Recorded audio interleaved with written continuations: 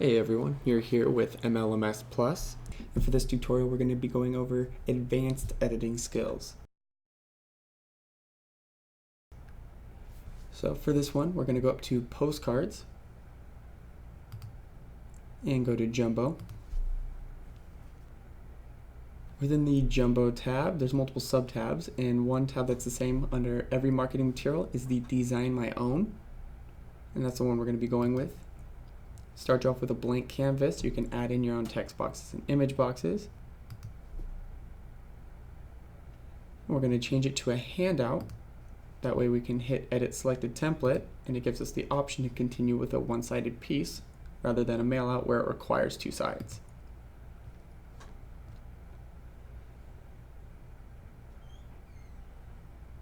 Alright, so we are now in the editing portion of this design your own postcard.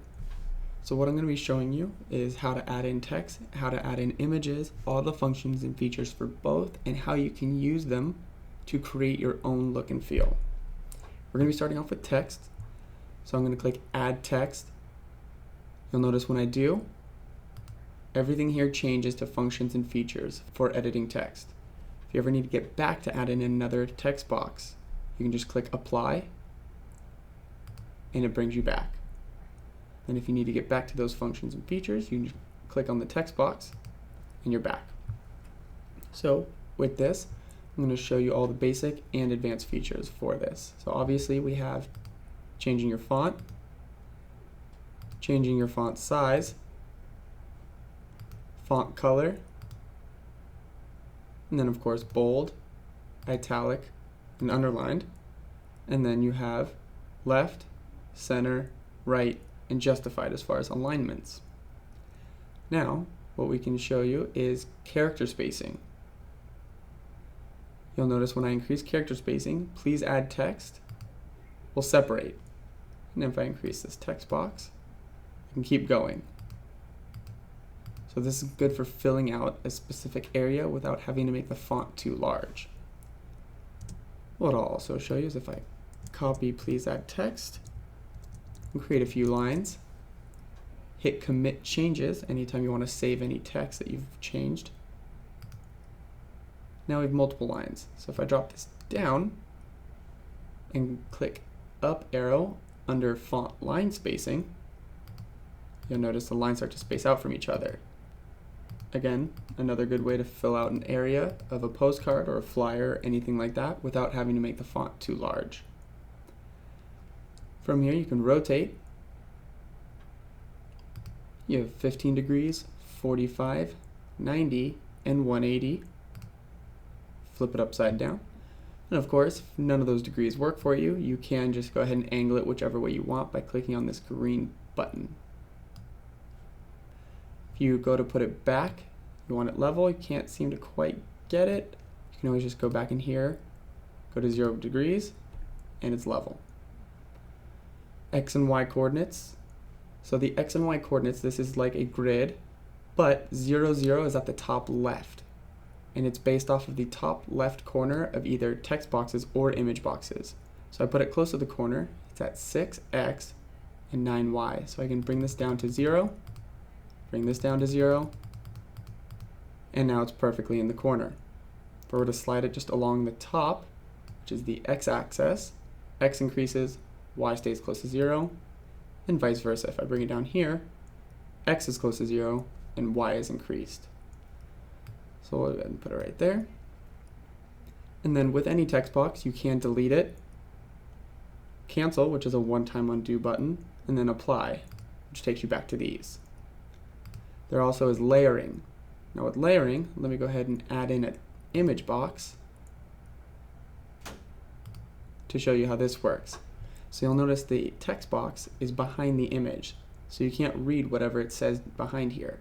So what you would do for that is you click on the text box, and you have bring to front, which is all the way to the front, send to the back, and then bring forward and send backwards. So the difference between these is if you have multiple layers, let's say you have 15 text boxes and 15 image boxes. It's a lot, but bring to the front will bring it to the front of every single layer, and vice versa. Send to the back will send it to the very back layer. whereas bring forward and send backwards is one layer at a time. So for this, there's only two layers, one text box and one image box. So I can just click the bring forward once, and now the text box is over the image. And vice versa, I can click send backwards, and it'll send it behind it. All right, so let me go ahead and show you images. Slide this aside. So with images, you'll see when I click this text box and this image box, and it goes between the features and functions for each. So with images, you can click upload to put in your photo, click browse. We'll go ahead and grab the backyard photo and click choose. And it's going to display your photo right here. Now you'll notice that my cursor goes from a cursor to a crosshair when I drag it over this photo. Reason for this is that is your cropping tool. I always recommend cropping every photo. It tells you how to do it up here. I'm also going to show you as well. And I'm going to show you how to fix it by clicking insert image without cropping. You'll see the image box is a lot longer than this is. So it's not going to input your photo exactly how you want it. Again, if I were to go like this, it has an empty space down here. So what you want to do, let's say you want it to be nice and long, we have all this space. So if you click upload, it'll bring you back to your photo. We're going to take that crosshair, click on one side, hold it and drag across, and it displays your image on the right side as far as what it's going to look like. So you can then grab this box and slide it up. Now we got the whole house in there. Click insert image again, and now it fills out that image box. So uploading is fairly easy. Cropping takes a little time to get used to and getting it right. We have image box width and height. So this is 266 long by 116 tall. If I adjust it this way, now it's 208 and 150. And you can of course just increase a little bit at a time by clicking the arrow on either one of these. Just like your text box, it does rotate at any of these degrees, or again, you can grab this green dot and rotate it any which way you'd like. Again, put it back to 0. There's layering, same as with text. You can layer text over photos, or you can layer a photo over another photo. Then you have the X and Y coordinates, again, same as the text box. If I put it up towards this top corner, 0, 0. And then there's also delete, cancel, and apply. So now what I'm going to do is show you how to use these features and functions to create your own layout. So I'm going to go ahead and delete this image and delete this text box, or back to a blank slate. I'm going to add in two images. Clicked it twice, so you'll see when I move this one, there's another one behind it. Now what I'm going to do is show you how to create a border. So we'll go ahead and upload this photo with the staircase. Click choose. And of course, like I said, always crop. So crop it out here, insert. For this one, I'm going to upload, browse, color. We'll say we want it to have a gray border. So we'll click that one and choose it. Yeah, you can crop it out, insert. So now we have two different images. Now what we're going to do is take this one and put it on top. Right now you can't see the image behind it. So slide it up, grab this one, and you'll notice the staircase image, 200 by 100. This one also 200 by 100. That's how all image boxes will come in. So what we're going to do is increase this by 6. And if you notice, the right side came out a little bit. And then alternatively, you can highlight the number and put in 106. And when I hit enter, you'll see the bottom of the image drop down. So now it's filled out a little more. So now if we take this, it covers the photo completely, drop it behind. Now only the right side sticking out. What you'll need to do is click upload, recrop, click insert, and it fills it out. So now we want to get this lined up. And I'll go ahead and zoom in to make it more visible for you.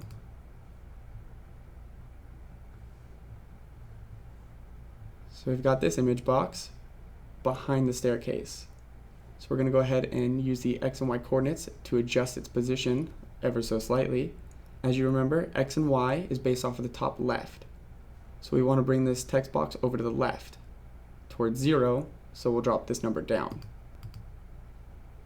And then we want it to go up a little bit. Up is also towards 0 on the Y, so unfortunately it's a little confusing, but you have to hit the down arrow to bring the image box up. Alright, so now you see this has a nice gray border. You can do this with your headshot or any photo that you have.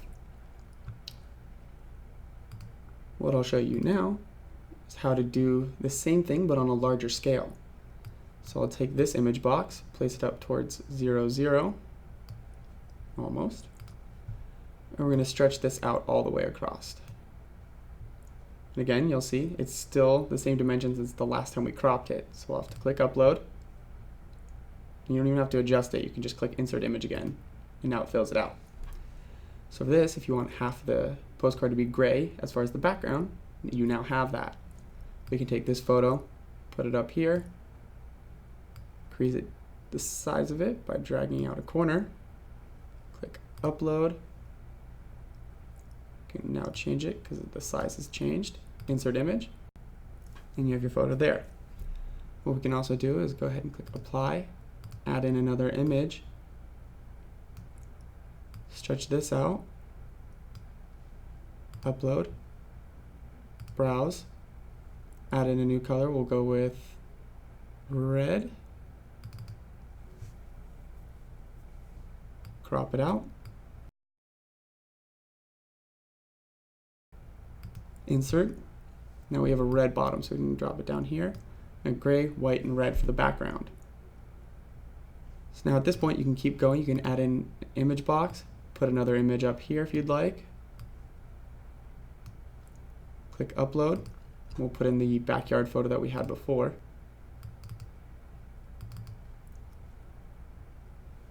Again, crop always, insert the image. So you have two images there with gray background. You can then add in some text, put it down here. If you need to edit the text, double click it and it brings up the text editor, or click the text box once, hit the space bar, come in here, property address, and then hit commit changes. Now I have the property address here that we can change the font of. Increase the size of it. We'll go big on this one, 45. And you'll see here that the text isn't appearing. The reason is the text is too large to fit in this text box. So we can increase the size of it, and now it shows up. So you have the property address here. If you want it to fill out the entire area like we did before, you can just increase the character spacing. And now it's covering up more of the area. Apply, add in another text box, put this one down here, stretch it out. You can say this one is for the property description. And what we'll do is we'll copy this and paste it a few times. Hit commit changes. Got our property description down here. Change the font to a light gray. Increase the size to 23. We want it to fill up the entire area as far as vertically. So again, line spacing. Increase that until it covers as much as you would like. As you can see, we're starting to get a design coming together. So of course you can do your own colors, own layout, but this is generally how you'd go about creating your own design, your own look and feel. Now with these, there's one other thing I'll show you. The X and Y coordinates come in handy if you're trying to line up images. So if you wanted this one to be placed here, and you're not quite sure if this one's lined up vertically with the photo next to it, click on this one, go to the X and Y coordinates for this one. Since it's vertical, we want to line up the top here. That has to do with the Y. So we'll go to the Y coordinates 12. Click on this one, it's 14. So all we have to do is drop it down to And now we know for a fact these two images are lined up. And the same applies if it's vertical. So if we want these two photos to be lined up, gotta get these texts out of the way, I keep clicking on them.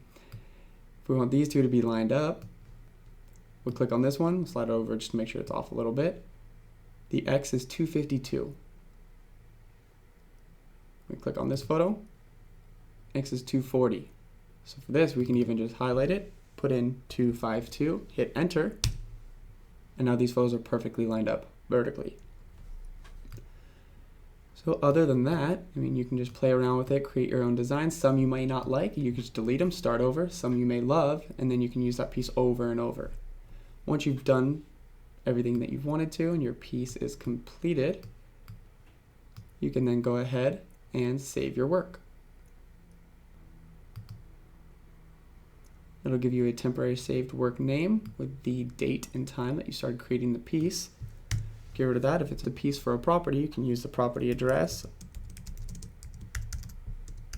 or anything else that you think might help remind you of what it is that you are creating. All right. Other than that, that's all the advanced tips. And if you have any questions on this or anything else, feel free to call our customer care number at 800-596-9620.